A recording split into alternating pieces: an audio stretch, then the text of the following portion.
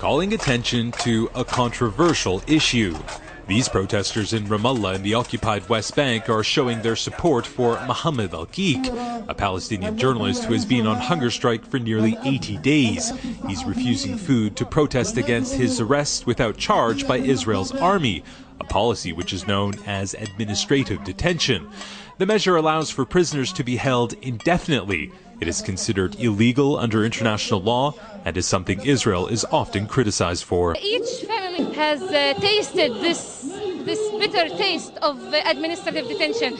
Administrative detention actually ruins your life. It keeps your life on hold. Several rallies have also been held across the Gaza Strip in solidarity. While this one on Monday was peaceful, over the weekend a protest outside the offices of the International Committee of the Red Cross turned violent after protesters tried to storm the building, forcing it to close. It has since been reopened, but supporters of Qiq continue to demand the ICRC and other international organizations to intervene in his case. Outside the hospital in northern Israel, where Qiq has been admitted since late December, a group of Palestinian Israelis also rallied in solidarity. With protests across Israel, the occupied West Bank, and the Gaza Strip gaining momentum, and Mohammed al-Qiq still refusing to end his hunger strike, the Israeli government now finds itself in an increasingly difficult position. Last week's Supreme Court ruling means there are no longer any legal channels for his case to be heard, leaving it now up to the government or military to intervene.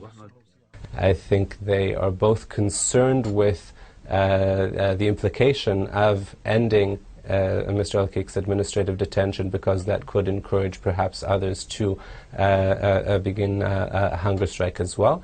At the same time, they are hopefully more concerned for Mohammed al-Qiq's life and would not want to see him die while in detention. On Sunday, it was revealed Qiq was offered a deal by Israel's army which would have seen him released on May 1st. But his lawyers say he refused out of principle. As the standoff between Mohammed al-Qiq and the Israeli authorities continues, the prospect of him dying is becoming very real. And while Israel wants to avoid that, its leaders are really only left with two choices: freeing him unconditionally or letting him die. Imtiaz Taib, Al Jazeera, West Jerusalem.